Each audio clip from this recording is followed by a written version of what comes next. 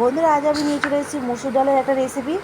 তো এই ডালের রেসিপি আমি কীভাবে কী দিয়ে বানাচ্ছি সেটা জানতে হলে দেখতে হলে অবশ্যই কিন্তু আমার পুরো ভিডিও তোমাদের দেখতে হবে। হ্যাঁ বন্ধুরা, প্রতিদিনের মতো আজও আমি নিয়ে চলে এসেছি নতুন এক রেসিপি। তো আজকে আমি বানাবো মুসুর ডালের একটা রেসিপি। তো সেই রেসিপিটাই আমি তোমাদের কাছে করে দেখাচ্ছি। তো তার জন্য কিন্তু এখানে আমি সবার প্রথমে মুসুর ডালটাকে কিন্তু ধুয়ে নেব। প্রত্যেক দিন কিন্তু রুটির সাথে এইটা সেটা তরকারি কিন্তু আর ভালো লাগে না, একটু অন্যরকম হলে কিন্তু খেতে ইচ্ছে করে, তাই না, মাঝে মধ্যে। তো তাই কিন্তু আজকে রাত্রিবেলা আমি মুসুর ডালের একটা রেসিপি তৈরি করছি রুটি দিয়ে খাওয়ার জন্য। তো এখানে কিন্তু আমি মুসুর ডালটাকে ভালো করে কিন্তু 2-3 বার ধুয়ে নিয়েছি। আর এখানে কড়াতে আমি জল গরম বসিয়ে দিয়েছিলাম, জলও ফুটে এসছে।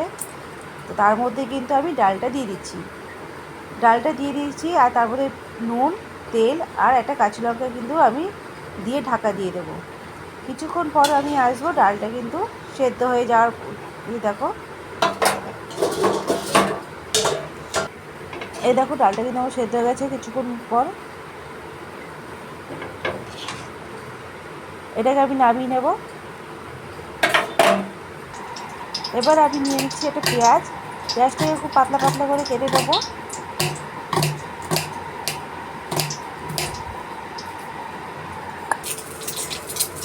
কড়ার মধ্যে আমি আবার তেল দিয়ে দিয়েছি, তার মধ্যে দিয়েছি ডিম।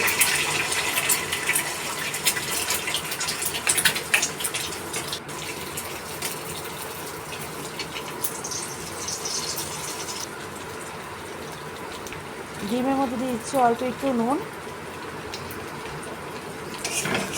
এটাকে ভালো করে কিন্তু আমি ভেজে নেব ডিমটা।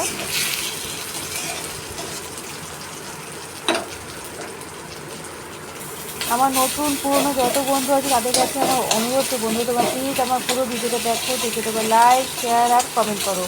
নতুন যারা বন্ধু আছো তাদের কাছে আমার অনুরোধ, বন্ধুরা তোমরা প্লিজ আমার চ্যানেলটাকে সাবস্ক্রাইব করে আমার পাশে থেকো। তোমরা যদি আমার পাশে থাকো তাহলে কিন্তু আমি জীবনে চলার পথে একটু উৎসাহ পাই। আর কিন্তু আমাদের লক্ষ্য যেটা আছে সেখানে কিন্তু ঠিক আমরা পৌঁছতে পারবো। তাই বলছি, কেউ করা হাত ধরে না, চলো আমরা একে অপরের হাত ধরে এগোই। ডিমটা কিন্তু আবার ভাজা হয়ে গেছে আর আমি কিন্তু খন্দিতে সেটাকে ছোটো ছোটো পিস করে নিয়েছি।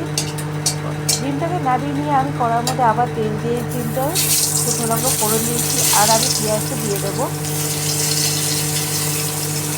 পেঁয়াজটা কিন্তু একটু ভেজে নেব।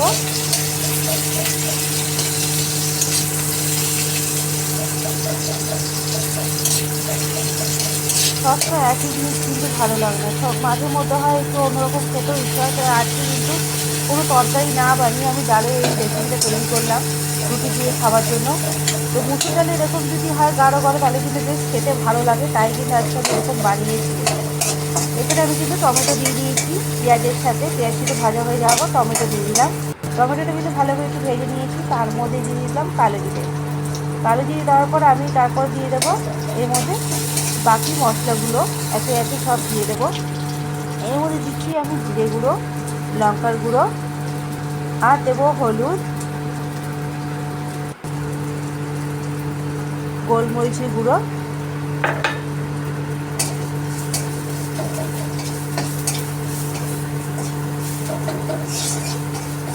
দিয়ে ভালো করে কিন্তু আমি নেড়ে নিচ্ছি।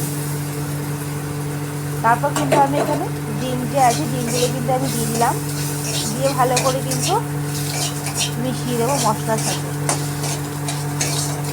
বন্ধুরা, আমি কিন্তু রসুন দিতে ভুলে গিয়েছিলাম, আদা রসুনের পেস্ট আমি দিতে ভুলে গেছি, তার জন্য কিন্তু আমি এটা পরে দিয়েছি, মনে পড়ার উপরে গেছিলো, পরে লাস্টের দিকে আমি সেটাকে দিয়েছি, সেটা আমি তোমাদের পরে দেখাচ্ছি।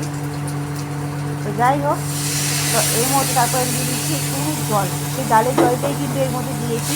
যেহেতু মশলাটা একটু পুড়ে যাচ্ছিলো তাই কিন্তু আমি ডালের জলটা একটু দিয়ে ডিমের সাথে কিন্তু আমি মশলাটা আমি ভেজে নিচ্ছি। আলাদা করে কিন্তু কোনো জল দিচ্ছি, ডালের মধ্যে যে জলটা থাকে সেই জলটা দিয়ে কিন্তু আমি একটু মাখা মাখা করে দিলাম ডিমটাকে মশলার সাথে। তারপরে দিয়ে দেবো আমি ডাল। এবার আমি বাকি যে ডালটা আছে সেটা কিন্তু আমি দিয়ে দিচ্ছি।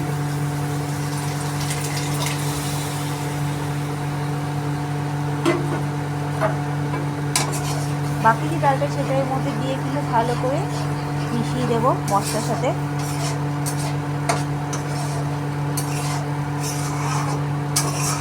এটা একটু জল আছে এরকম রাখবো না, আমি আরেকটু গাঢ় করবো, কেন রুটি দিয়ে খেতে হলে কিন্তু একটু গাঢ় দরকার, গাঢ় না হলে ভালো লাগবে না।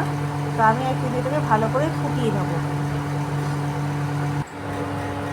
এই দেখো বন্ধুরা, আমি তোমাদের যেরকম বলেছিলাম যে আমি রসুন দিতে ভুলে গেছি, তাই কিন্তু এখানে আমি রসুন দিয়েছি একটু আলাদা করে, রসুন আর একটু গরম মশলা দিয়ে কিন্তু আমি ডালের মধ্যে লাস্টে আমি দিয়ে দিয়েছি সম্বার করে।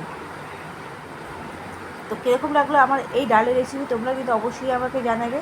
আর আমার ভুলের জন্য প্লিজ তোমরা আমাকে ক্ষমা করে দিও, কিন্তু তোমরা এরকম ভুলটা করো না, তোমরা কিন্তু মশলার সাথেই দিয়ে দিও আদা রসুনটা।